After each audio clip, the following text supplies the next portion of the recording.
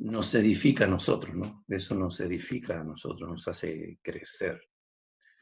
Quisiera que abrieran sus Biblias ahí en Lucas capítulo 2, versículo 40. Lucas capítulo 2, verso 40.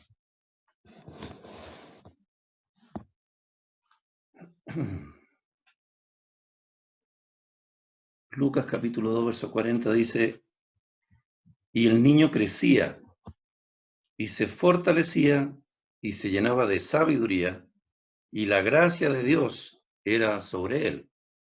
Luego en Lucas capítulo 2, también el verso 52 dice, y Jesús crecía en sabiduría y en estatura y en gracia para con Dios y los hombres.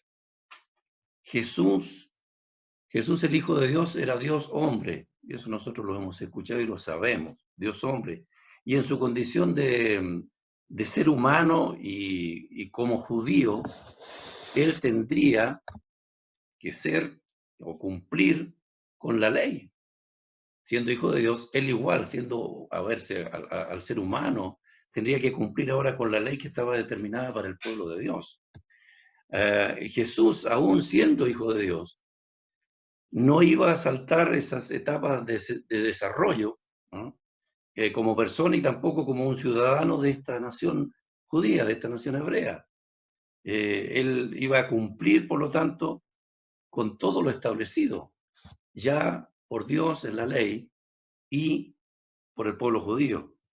Dice la palabra que hay en Lucas, Levítico capítulo 12, verso 2, haciendo alusión al Antiguo Testamento, que al octavo día ya se circuncidaba el niño, después que nacía. Y Jesús, justamente a los 8 días, fue circuncidado, cumpliendo con la ley de Dios. Luego, a los 41 días, después que es circuncidado, porque se suman los 33 días en que la mujer debe estar en el tiempo de purificación, después de dar a luz, más los 8 días que él estuvo para ser circuncidado, esto suma 41 días, Jesús es llevado al templo por sus padres, por supuesto, para ser presentado y cumplir nuevamente con la ley. Luego de cumplir con todo lo determinado en la ley del Señor, la familia, José, María y Jesús, vuelven a Jerusalén, a Nazaret. Ahí en Lucas 2:39 dice, y desde el versículo 40 al 41 pasan 11 años. Nosotros nos quedamos muchas veces con el nacimiento de Jesús, pero ¿qué pasa después que nace? Primero cumplir con lo que está establecido en la ley, y luego en estos 11 años que hay entre el versículo 40 y 41, Jesús es preparado, Jesús es enseñado, Jesús comenzó a conocer, comenzó a ser enseñado en la ley, como era costumbre del pueblo judío. Y José y María cumplieron con esta tarea. Ellos enseñaron. La palabra enseña que cada día Jesús crecía, porque era enseñado cada día por sus padres, ya siendo niño, ya siendo adolescente. Aprendía cada día más de Dios en su humanidad, porque él era hombre. Jesús podría haber saltado esta etapa de enseñanza de la Escritura. Si nosotros lo vemos como que era el Hijo de Dios, Jesús salió de Dios. O sea, él estaba, antes de venir a la tierra, en los lugares, dice la palabra, celestiales con el Padre. O sea, Jesús, de hecho, participó en todas las cosas que Dios hizo en la creación. Jesús estaba ahí, el Hijo de Dios, estaba en el principio. Pero sin embargo, él se sujetó a su humanidad para darnos ejemplo, y también a su pueblo, Israel, para darnos ejemplo de que se debe conocer la Escritura. Él crecía en el conocimiento de las Escrituras cada día. Y luego, en el verso 40 y 41, ya Jesús, dice la palabra, es presentado delante de los ancianos para ser el hijo ¿cómo se dice? Legalmente, ¿no? Hijo de la ley.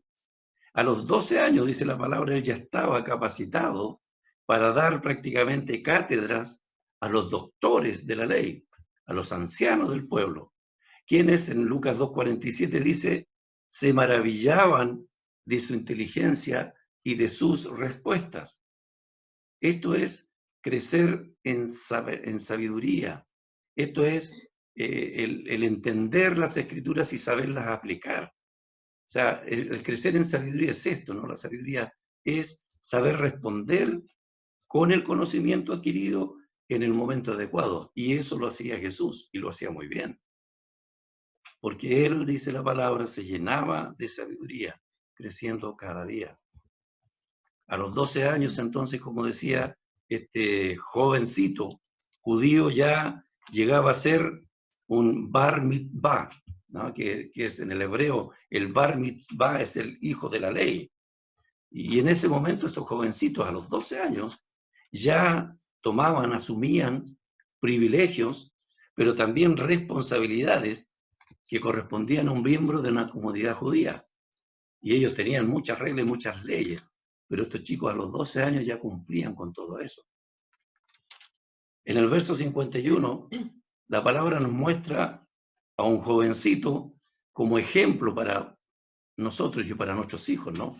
Un ejemplo obediente y sujeto a sus padres, porque él se sujetaba, dice la palabra en el verso 51, a sus padres, viviendo bajo su alero, viviendo y sintiendo también, por supuesto, el amor y la protección de ellos. Y el verso 52, que leímos también al principio, dice, en ese tiempo, hasta estos 12 años, él dice que crecía en sabiduría y gracia para con Dios y los hombres. Crecía en gracia. La palabra crecer, yo creo que todos tenemos más o menos un concepto, pero yo lo busqué para tener más claro. Y crecer significa aumentar, superarse o volverse grande en alguna ciencia o profesión. ¿Cuál es nuestra profesión? Nosotros profesamos a un Jesús glorificado, nosotros profesamos la fe en el Evangelio de Jesucristo. Por lo tanto, nuestra tarea, nuestra responsabilidad es crecer en esta profesión que nosotros tenemos. Crecer en la gracia significa aumentar nuestro conocimiento de Dios. ¿Cuánto conozco de Dios? Y en esto quisiera que profundizáramos un poquito hoy. Si Jesús, considerándonos a Jesús, que Él es nuestro ejemplo, Él es nuestro modelo, si Jesús, siendo el Hijo de Dios, tuvo que aprender, tuvo que esforzarse, tuvo que sujetarse a una disciplina bastante rígida como eran las disciplinas judías, ¿no? Para aprender cada día lo que sus padres les enseñaban a él de las Escrituras, hasta que en el capítulo 3, verso 23, comienza ya su ministerio como adulto, a los 30 años aproximado. Él, siendo el Hijo de Dios, tuvo que someterse a todo esto, sin necesariamente tener que hacerlo, porque Él era Dios. ¿Cuánto más? Y esa es la reflexión que uno tiene que comenzar a hacer, ¿no? ¿Cuánto más nosotros, desde el momento que Jesús entra en mi vida, desde el momento que Jesús me hace una nueva criatura, desde el momento que vivo el nuevo nacimiento en mi vida espiritual, cuánto he crecido en la gracia de Dios y en el conocimiento del Señor? Si yo tuviera que hacer una evaluación, hacia atrás, ¿no es cierto?, desde que conozco a Jesús, ¿cuánto he crecido en su gracia y conocimiento? El apóstol Pedro dice, capítulo 3, verso 18, de segunda de Pedro, él dice, antes bien, creced en la gracia y el conocimiento de nuestro Señor y Salvador Jesucristo. A Él sea gloria ahora y hasta el día de la eternidad. Amén. Pedro, aquí, según los versículos anteriores, está tomando las palabras también inspiradas del apóstol Pablo, hablando a la iglesia para evitar que estos hermanos de la iglesia caigan en error por causa de falsos líderes, falsos maestros que han interpretado mal las escrituras. Ellos se protegen creciendo en la gracia. Eso es lo que dice Pedro. Antes bien, creced en la gracia y el conocimiento del Señor. El conocer más del Señor nos protege del error. Mientras más conozcamos la palabra, menos es el riesgo también de ser, como dice Pedro ahí, arrastrados por falsas corrientes de error, que hoy en día existen mucho, ¿no? Y las vemos y las escuchamos. Crecer en la gracia. Leí también un comentario de un hermano y lo encontré interesante. Dice que crecer en la gracia no es ser más salvo. Crecer en la gracia no es ser más perdonado. Crecer en la gracia no es ser más justificado, porque ya todas estas cosas fueron. Ya somos salvos, ya fuimos perdonados y ya fuimos justificados. Por lo tanto, crecer en la gracia no va en eso. Crecer en la gracia, también alguien escribió, es crecer en la buena opinión.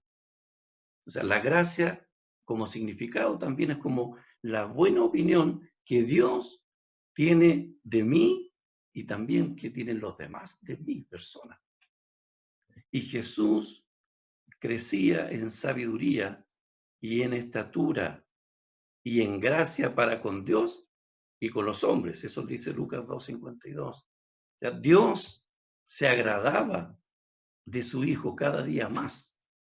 Eso era crecer. O sea, para Dios se agradaba, la opinión de Dios hacia su Hijo era cada día más amplia, más grande. Tenía una buena opinión de Él y es lo que nosotros debemos buscar. Y por supuesto, ahí dice también que Él crecía para con Dios y los hombres, o sea, las personas que estaban a su alrededor, la comunidad veía este crecimiento en Jesús, aún siendo un niño adolescente, que de adolescente no tenía nada, ¿no? No es que adoleciera de cosas por su edad, pero tenía todo el conocimiento y eso lo mostraba. Por lo tanto, la opinión de todo el pueblo y de Dios era más grande y mejor cada día de él. Crecer en la gracia es crecer en el conocimiento de Dios. Es buscar no solo, a veces nos pasa, no buscamos como lo más básico de la palabra y nos conformamos. Y está bien conocer lo más básico, lo más fundamental. Pero es más allá, ¿no? Crecer en el conocimiento de Dios es profundizar en la palabra. Es escudriñar la escritura. Y este término escudriñar significa raspar el fondo. Entonces, crecer en el conocimiento de Dios es raspar la escritura, buscar en ella lo más posible, ¿no? El sentido correcto de ella, la verdadera interpretación, la buena hermenéutica, ¿no? Aquí tenemos profesor de hermenéutica también, así que Dios le bendiga, ¿eh? Pero eso es, ¿no? En el conocimiento, es conocer el verdadero sentido de la palabra. ¿Por qué Jesús asombraba a sus 12 años a estos sabios en el templo? Porque en sus respuestas, en estas respuestas que Jesús daba, él enseñaba el verdadero significado, el profundo significado de las escrituras. Él aplicaba lo que sus padres, José y María, le enseñaban de la ley y los profetas, y también porque Dios, su Padre de los cielos, le revelaba. Porque Jesús buscaba crecer en gracia y conocimiento. Ahora este tema de profundizar en la escritura, ¿qué significa? En la práctica, ¿no? Significa dedicar tiempo, significa esfuerzo.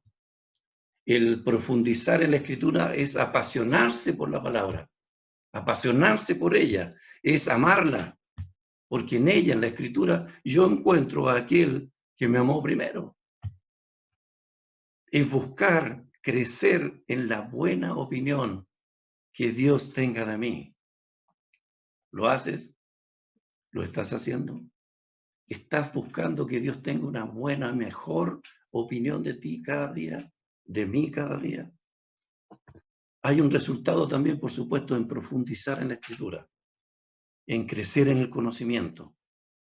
el resultado es que me va a dar una base en mi vida como hijo de Dios para que mis opiniones, sobre todo cuando hablamos o escuchamos de doctrinas, ¿no es cierto?, de enseñanzas, o cuando yo quiera dar un consejo, cuando Dios me dé la oportunidad de encontrarme con alguien que necesita un consejo, yo voy a tener una buena base para hablar. Y no va a ser una base basada en mi opinión, no va a ser una base en lo que yo creo, en lo que yo pienso, o en lo que a mí me queda más cómodo, o en lo que a mí más me gusta.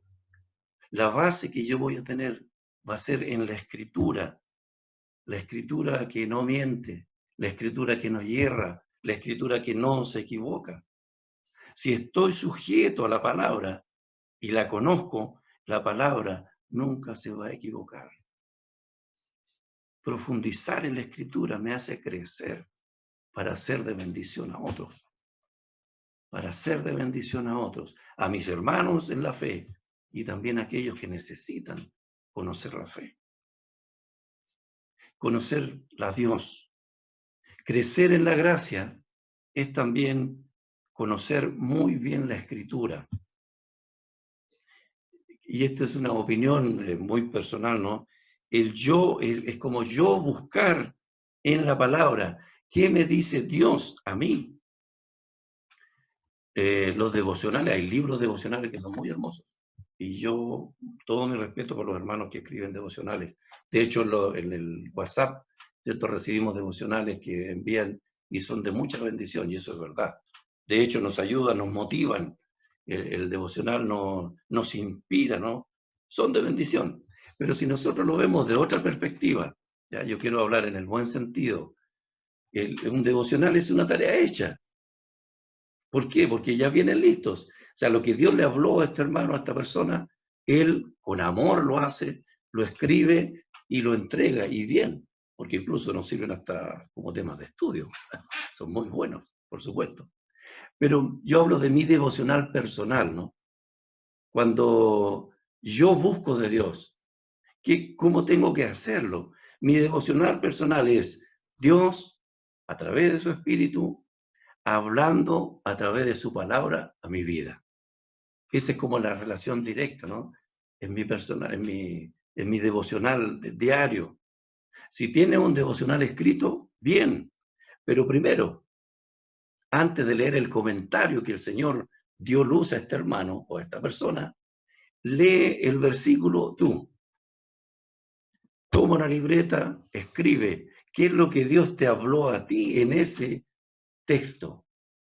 Y luego, si quieres, por supuesto, lee el comentario del hermano, de la persona.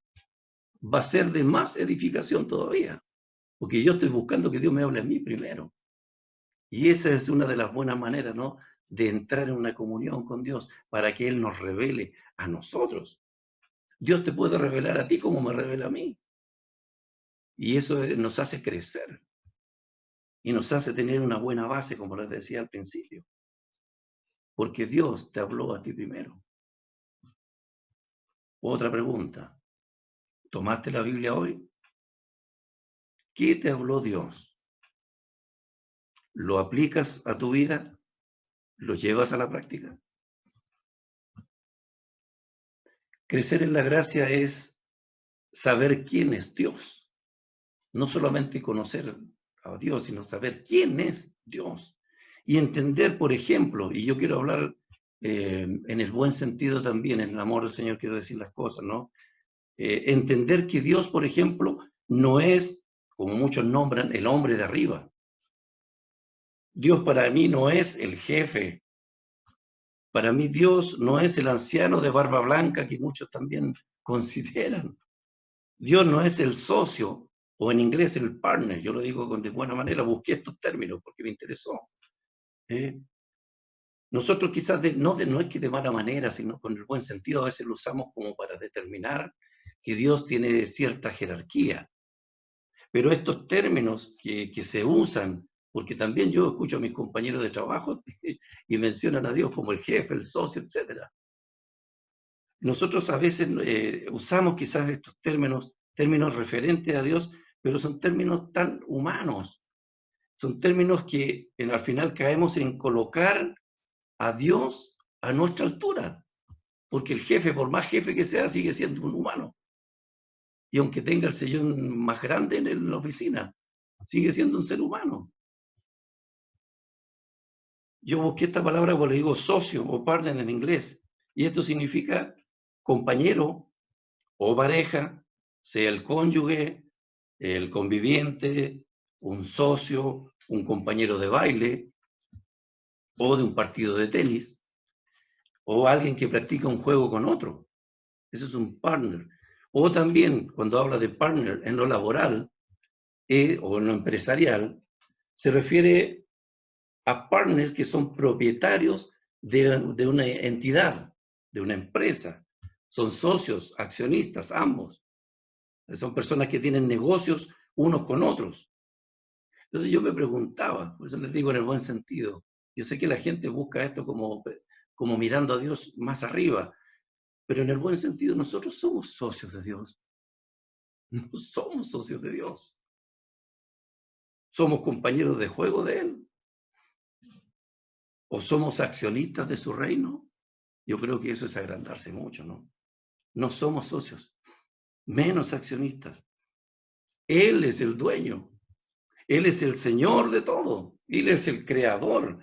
Él no necesita ni socios ni accionistas porque Él es Dios. Él no necesita compañeros de juegos porque Él es Señor. Lo que sí somos nosotros y lo que sí es Él. Nosotros, dice Lucas 17, verso 10. Así también dice, ustedes, cuando hayan hecho todo lo que les ha sido ordenado, digan, siervos inútiles somos, pues lo que debíamos hacer, hicimos. Él es un amo, Él es el amo. Yo soy siervo nada más. Y solamente por gracia de Él somos sus siervos también. Nada más. Lo que nosotros le debemos a Dios, a nuestro amo, a nuestro Señor, es honor, es gloria, es adoración, es rendición a Él, es rendirnos a Él como nuestro amo, como nuestro Señor, como nuestro Rey soberano. Crecer en la gracia y el conocimiento de Dios es darle el nombre a Dios que le corresponde y como Él lo ha determinado también en su palabra, en la Biblia. Dios, dice la Biblia, es Rey, es Señor, es soberano, es amo, es juez, es legislador, es Rey de reyes, es Señor de señores. También determina en ciertos pasajes en el Antiguo Testamento que Dios es padre de huérfanos y es defensor de las viudas. Cuando yo me dirija o nombre a Dios, use los nombres que corresponden, ¿no?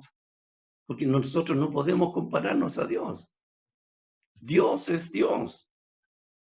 Y crecer en la gracia también y conocimiento de Dios es saber honrarle a Él. El Salmo 29, versículo 2 dice, tributad al Señor la gloria, que también se define como la honra, ¿no? Debida a su nombre, adorad al Señor en la majestad de la santidad. O sea, con nuestra propia vida ahora, ¿cómo lo hacemos? Primera de Corintios 6:20. Ese es el mandato en el Salmo. Y en Corintios 6:20, con nuestra propia vida, dice, pues por precio habéis sido comprados. Por lo tanto, somos de Él, somos comprados para Él. Por lo tanto, glorifiquen, honren a Dios en vuestro cuerpo, en vuestro espíritu, los cuales son de Dios. No somos de nosotros mismos. Crecer en la gracia de Dios es entender que pertenecemos a Él, que somos de Él. ¿Cómo honramos a Dios? ¿De qué manera podemos honrar a Dios para crecer en la gracia de Él y el conocimiento? Dando tiempo también de calidad para Él. Dando tiempo de calidad para Él. No el tiempo que a veces nos queda, Y miren, yo les digo, a mí me pasa. Como que a última hora, ya, ahora sí tengo el tiempo para. Pero uno hace en la práctica el tema de ocupar tiempo, yo lo hice el otro día. Y a veces nos pasa, ¿no? Con respecto al celular. Uno puede ser capaz de meterse al celular y estar 1 o 2 horas y no se da cuenta y pasa el tiempo. Y después me acuerdo, ay, pero ¿y a Dios cuánto tiempo le doy? Me apasiono tanto en darle tiempo a Él. Puedo hacerlo 2 horas en un celular o en una película o en 2 películas o en 3, que estamos en tiempo en que uno, bueno, puede hacerlo porque uno llega a la casa y quiere relajarse. Pero el tiempo a Dios, ¿me cuesta darle tiempo a Dios? ¿Es un sacrificio para mí? Si tuviera una cita, cualquiera de nosotros, si tuviéramos una cita con el alcalde o el presidente de la República u otra autoridad, a la cual quizás yo le voy a pedir un favor, ¿no? Una paleteada. Quizás me ayude en alguna cosa que necesito. ¿Llegaría tarde a la cita? No creo. Porque de hecho, ganar un tiempo con una autoridad cuesta mucho. Las agendas de ellos son muy apretadas, el protocolo. Si yo no llego a la hora, pierdo la cita porque hay muchos otros que están esperando también el llegar a conversar con estas personas de tanta autoridad, ¿no?